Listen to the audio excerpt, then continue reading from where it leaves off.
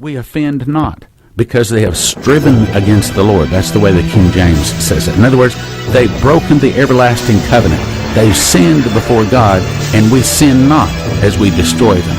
And, unfortunately, the Lord God Almighty Elohim, that sent his own flesh to die on the cross for us, that has been rejected, kicked out of our schools, kicked out of our marriages, kicked out of our businesses, kicked out of our health care plans, kicked out of our dental and our medical offices, then that God will say, and I agree, I will allow this destruction to take place. 1997, Virginia Boldea, the daughter of Dmitri Duduman, said 2 days before taking my father to the hospital, I heard his voice in the early morning hours say, I saw something. As usual, I got my recorder and went to his bedside, but he would not let me record it. I don't remember everything he said, but I would like to share with you what I can remember. My father stated, the Lord showed me a very large bear. It was as big as a building, and it began to do battle with an unarmed man. Okay, who's the bear? In prophecy, the Russian bear is who she's talking about. Do you see what I've shown you? This is how it will be when the hardships come over America. No one will be able to defend her. Only those who trust in me will be spared. Everything will start as a heavy rain on a sunny day, at a time you least expect it. There was more, but I don't remember the rest. Now, as a further confirmation, this is one of the last 3 messages given to Dmitri in April of 1997. And it's talking about the Russian bear coming back to life. Now you see, with perestroika and glasnost, the Russians convinced the West that they were weak and powerless and that we won the Cold War and that the bear was asleep. However, that's not what the prophets say. Dmitri says, I knelt beside my bed to pray, as I do every night before I go to sleep. In other words, he prayed morning and night. He had a prayer closet like Daniel. And if you want God's protection in the trouble ahead, you better be praying the same way. After finishing my prayer, I opened my eyes, but I was no longer in my room. Instead, I found myself in a forest. I looked around to my right. I saw a man. Now, this is the angel that would come to him. I saw a man dressed in white who pointed his finger and said, see and remember. It took me a while to find out what he was pointing at. Well, it was a small bear who seemed half dead lying on the ground. As I continued to watch this bear, it began to breathe deeper. With every passing minute, it seemed to revive itself, and as I watched, it also became angrier. Then it began to grow. Soon it was larger than the forest floor, and it grew larger and continued to become angrier. It then began to paw the ground, so that when its paw would hit the ground, the earth would shudder. The bear continued to devastate all that stood in its path until it came upon some men with sticks trying to fend it off. Who's the bear? It's Russia. And who are the men with sticks trying to fend it off? Well, that's China, Japan, and many other nations. So what the prophet is saying is that Russia is actually already strong enough to defeat the Western nations. And she sits as a coiled snake ready to strike. And every time America goes over and tries to act like the big bully and overcomes these nations, Libya, Egypt, Syria, all of this is making this angry bear madder and madder. Now let's continue. By this time, the bear had grown so large that it simply crushed the men underfoot and continued to rampage. I was stunned by what I saw and asked the man sitting beside me, what does this mean? At first, they thought the great bear was dead, the man said. As it will begin to stir once more, they will consider it harmless. Suddenly, it will grow strong once more with purpose and violence. God, now listen to this, God will blind the eyes of those that continue to trample on the sacrifice of Christ's blood until the day that the bear will strike swiftly. This day will catch them unprepared, and it will be just as you saw. The man then said, tell my people that the days are numbered and the sentence has been passed. Now, what's he saying? Who is this group that says, continue upon the sacrifice of Christ's blood? Well, look, before you can trample upon the sacrifice of Christ's blood, You have to first have Christ's blood. So that would be the Western powers that know about Christ but don't follow his teachings. Know any nations like that? Okay, and then down here where it says, and this will catch them unprepared. What's that talking about? I think it's talking about those people that get caught up in the cares of the world. They don't care anything about listening to God or what God is saying through either his Bible prophecies or through his modern day prophets, and they're just living their life, and it catches them unprepared. But then he went on to say, the man said, tell my people that the days are numbered and the sentence is passed. Whoa, what is that? In other words, it's saying God has put an X on the calendar, and that is the day that America will fall, and there will be no changing the date, and there will be no delaying or getting past this sentence. In other words, the gavel has fallen, and the sentence has been passed. America will fall in one day and 1 hour. Then it went on to say, but if they seek my face and walk in righteousness before me, I will open their eyes so that they may see the danger approach. But if they only look to the approaching danger, they too will be caught up and trampled underfoot. Only in righteousness will they find safety. Which is why, brothers and sisters, we have to stop sinning. Now, I know that's easy to say, but sometimes it's hard to do, because we have all kinds of things we've done wrong in the past, and the devil walketh about as a roaring lion, seeking whom he may devour. He is always walking around tempting us. He knows what we've done wrong in the past. He knows where our buttons are that he can push. Now, let's talk about me, for example. Now, I have never had anything to do with smoking marijuana or taking any drugs or any kind of injections. And so in my life, to me, drugs don't exist. In my entire life, one day when I was visiting Mexico back when I was a teenager, somebody on the street stepped around the corner and said, hey, you want to, I assume he was talking about some kind of marijuana.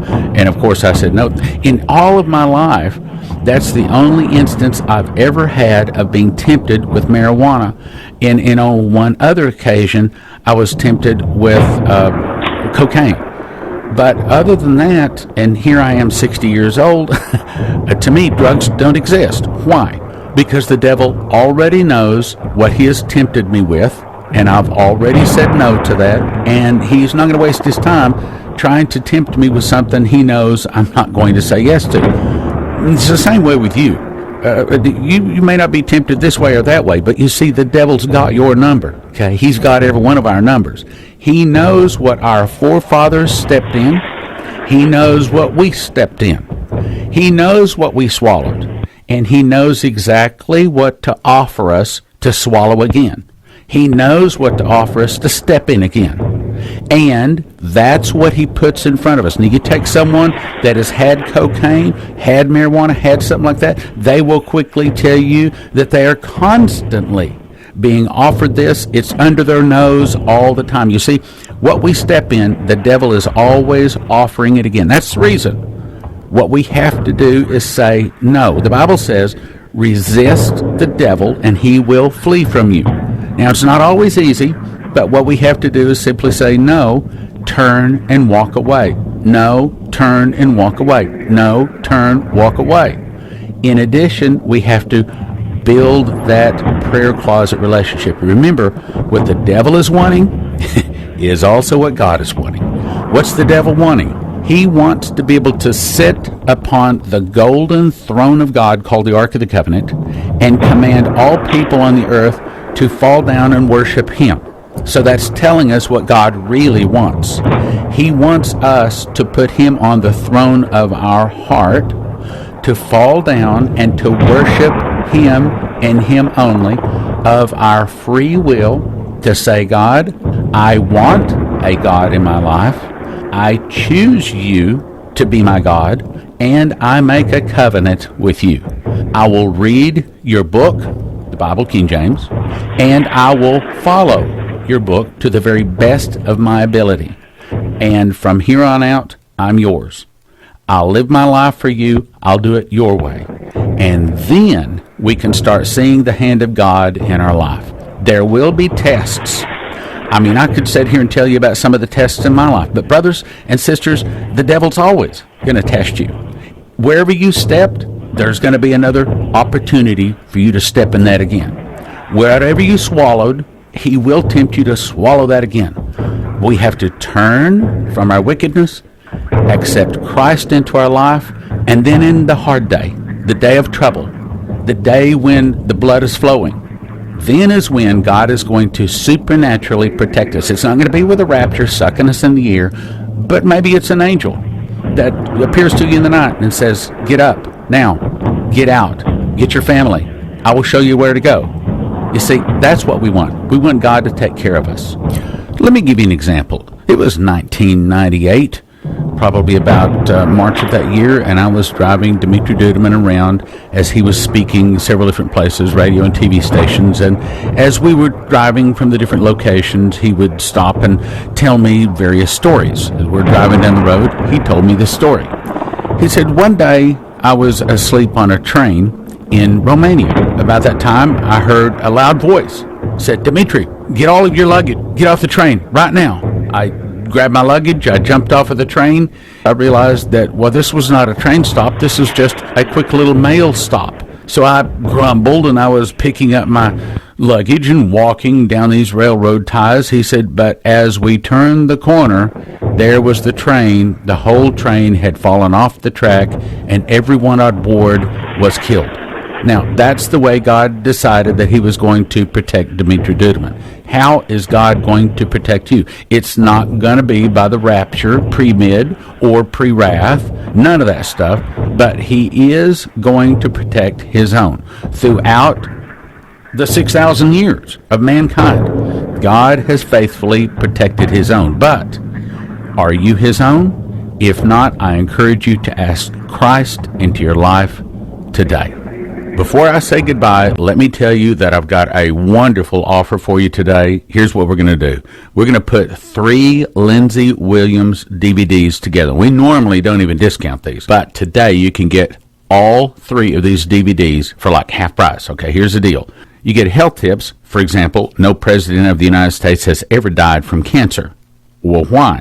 You probably remember President Ronald Reagan was diagnosed with colon cancer when he was president. He imported a substance that was, at the time, illegal to be used in the United States, and he never had a reoccurrence. And Lindsay says that there's no reason to suffer from things like cancer, heart disease, diabetes, chronic fatigue syndrome, multiple sclerosis, hepatitis C, hormonal imbalance, vascular disease, immunological imbalance, and others. And that's in the $27 DVD called Health Tips from the Elite. Then, in Cyprus, the Elite Money Grab that normally goes for $38, he tells you about Cyprus, the startling real story, the American dollar, how long, healthcare, a trap, America, the world's only hope. Then his most popular DVD of late is called The Elite Plans for the Crash, and that tells you the things that you look for if you want to know what is going to happen just before the financial crash.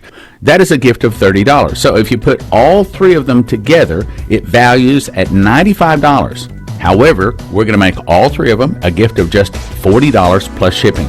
You can go to prophecyclub.com, place your order. prophecyclub.com or 785-266-1112. The Lindsey Williams gift offer. The truth is that not everyone hears the voice of God. In John it says, my sheep hear my voice, and I know them, and they follow me. If you are one of those who hear the voice of God in this ministry, please support it with your prayers and your financial support. Thank you. Now from the Prophecy Club, some exciting opportunities for you. The next speaker at the Prophecy Club is Doug Hemp. Doug has written 4 books and made 19 DVDs and speaks around the globe.